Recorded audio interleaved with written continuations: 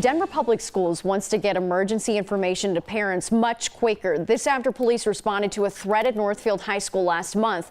The campus was placed on lockdown after a student reported someone with a gun. Police say it was only a paintball gun. No one was hurt. Jordan Chavez breaks down last night's meeting. And Jordan, parents were upset about how long it took them to learn what happened at the school and even pick up their kids. Yeah, and understandably so. This was a really terrifying incident for them. Denver Public Schools actually says that the timeline of when they can release info is a little bit tricky right now because they have to get the green light first, of course, from Denver police. They say this is the case, though, in many emergency situations. But keep in mind, this also happened just the day after the school shooting there in Uvalde, Texas. So parents were understandably on edge. Now, those Northfield High parents had to wait hours to be reunited with their children. DPS says it actually took them about 2 hours from when students first arrived at the pickup point to when all students were either allowed to leave with the parent or on their own. Some parents, though, say it took too long to learn what was going on. And the chief of DPS, the Department of Public Safety, says the school district had info ready to send out that day. In fact, they say they knew within the first 15 minutes that no one was firing bullets inside the school. But Denver police said the district could not share it just yet because its officers need to make sure the information was accurate and would not compromise a criminal investigation.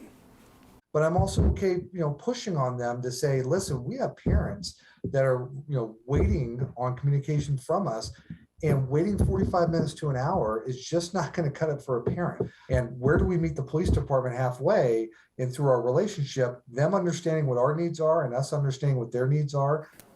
That was DPS's Chief Michael Eaton. He says he wants to find a way to send out some type of text to parents to quickly put them at ease. Of course, though, nowadays they're competing against social media, which he says they're never going to be able to beat because they want the information to be accurate that they release. Eaton says they are mindful that whatever they put out could create anxiety and panic. And he says they can't have an influx of parents to a scene because they have no place to support them. Reporting live in the newsroom, I'm Jordan Chavez, 9 News.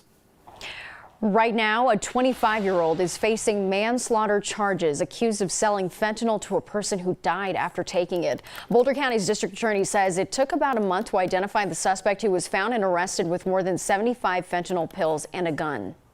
We are firmly committed to ensuring that every death is thoroughly investigated and where appropriate charges are brought. And for individuals who are choosing to deal fentanyl and preying upon individuals who might be addicted to controlled substances, they should be aware there are serious consequences.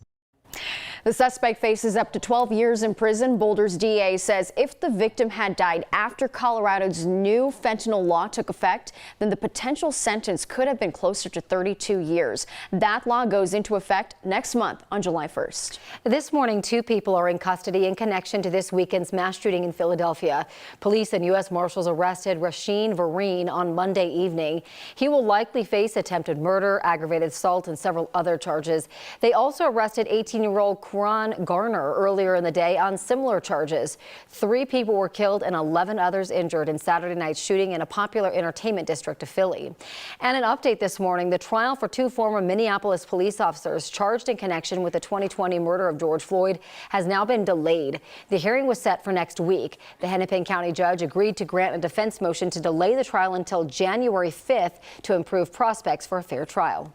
This week, Louisville is extra noisy, filled with sounds that neighbors have been waiting to hear. Monday morning, a construction crew broke ground on the first new home since the Marshall Fire. It comes 159 days after the fire burned more than 1,000 homes, including 550 in Louisville. The new house on Larkspur Lane will belong to Jessica Carson. She and her kids hope to move in sometime next year. City leaders celebrated at the construction site. They gathered to watch an excavator start digging. It was an emotional milestone for a builder and Louisville's mayor.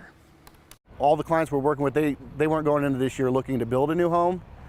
So this gives us a great sense of pride to help them get their homes back that they lost. Today is really filled with joy because we have a family that's finally breaking ground, and that's really the next step toward getting home. Wood Brothers Homes is building the first home in Louisville. They already have about 15 other homes on their list. This morning, gas prices are nearing an average of $5 a gallon and sometimes more in other states. Colorado's average is $4.72 right now, and nationally it's $4.91. That's a bargain, though, in California, where the state average there is $6.37 a gallon.